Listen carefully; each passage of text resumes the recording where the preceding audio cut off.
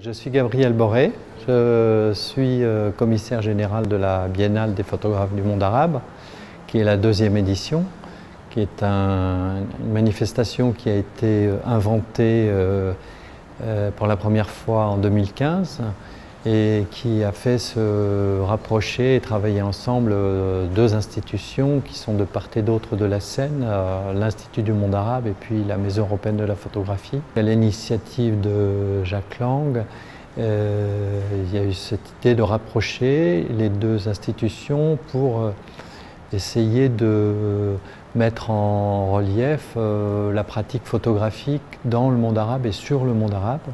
L'idée est venue de consacrer, de construire un événement, donc après ça peut avoir plusieurs formes, une exposition collective ou un one-shot, enfin, et l'idée a été assez rapidement de construire une manifestation qui se renouvelle tous les 2 ans, de faire une biennale comme un festival.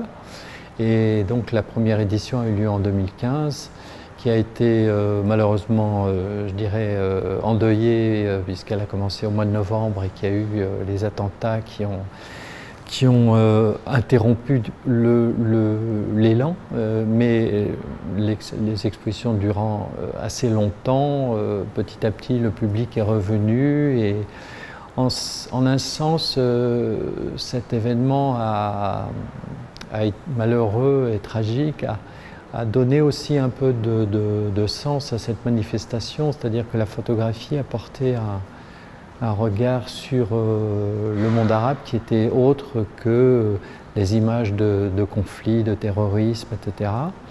Et il y a d'ailleurs la presse a salué cet effort pour donner une image différente, d'autant plus que notre projet n'était pas de faire un festival de photographie de reportage. Il y a des festivals pour ça, il y a des lieux pour ça. C'était plutôt de mettre en valeur des projets d'artistes, d'auteurs qui travaillaient sur le long terme avec de la distance par rapport à l'actualité. Et donc on a continué sur ce fil dans cette deuxième édition, de privilégier l'idée de la notion d'auteur photographe, avec aussi, et là je ne parle pas seulement pour l'exposition de Lima, mais c'est un peu pour la globalité du projet, cette idée de montrer la diversité des écritures photographiques aujourd'hui. C'est-à-dire qu'il y a des gens qui, comme on le voit ici dans cette exposition, pratiquent une photographie documentaire et d'autres qui utilisent l'image tout à fait autrement, faisant des photographies avec des iPhones. Enfin, et puis dans la forme aussi, dans la traduction visuelle des travaux, il y a une très grande diversité de formats, de matières, de couleurs, d'écrans. Et donc d'une certaine manière, la manifestation s'appelle la Biennale des photographes du monde arabe contemporain, mais c'est aussi la Biennale de la photographie contemporaine.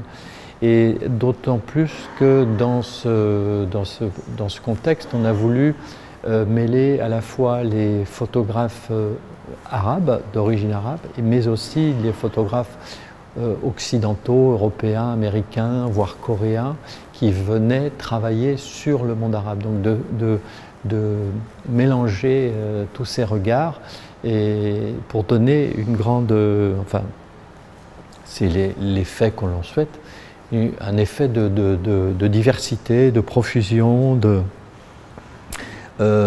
complémentarité de projet. Là, vous avez parlé avec Gélel, bon, qui fait un travail très plastique sur les murs, sur la couleur, presque abstrait. Travailler sur la géométrie. Mouna Carré fait quelque chose de complètement différent avec la photographie. Elle s'interroge elle-même et à travers elle-même, elle interroge le statut de la femme.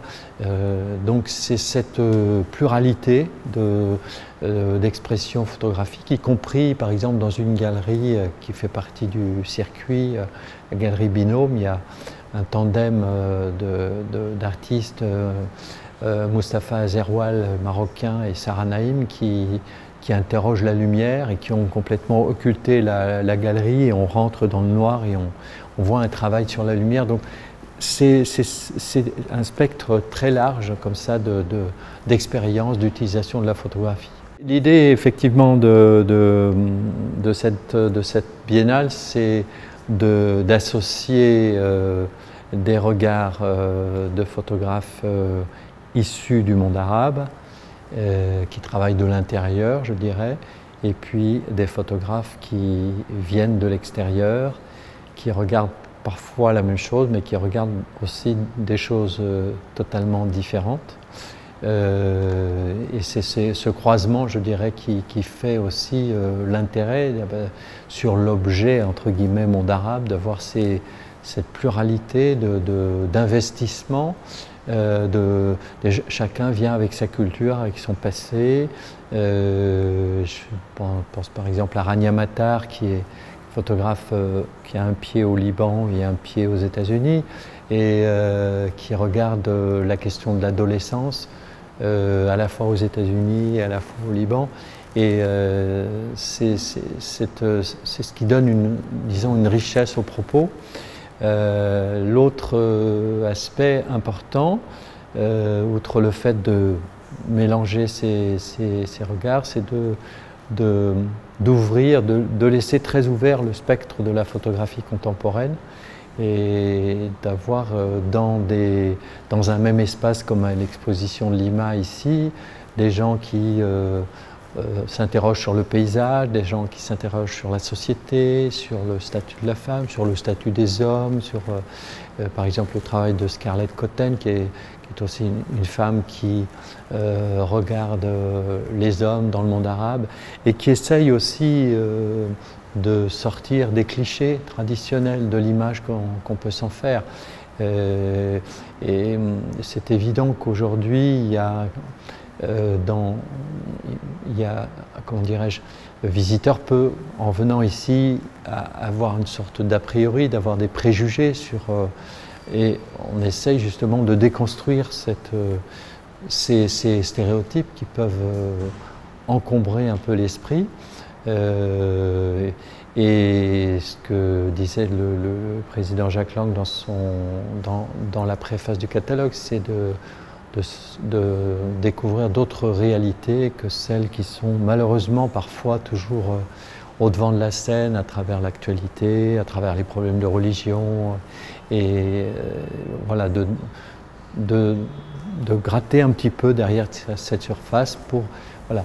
Et grâce à des auteurs, photographes qui travaillent sur, je disais tout à l'heure, sur le long terme, d'avoir des projets profonds, des investissements à long terme sur des gens qui sont sur un sujet pendant plusieurs années. Je pense par exemple Stéphane Zobitzer qui travaille sur les salles de cinéma dans le monde arabe. Ça fait des années qu'il est dans cette histoire-là. Et c'est ce qui nous intéresse par rapport à d'autres photographies qui sont les photographies d'actualité qui s'intéressent juste au temps présent.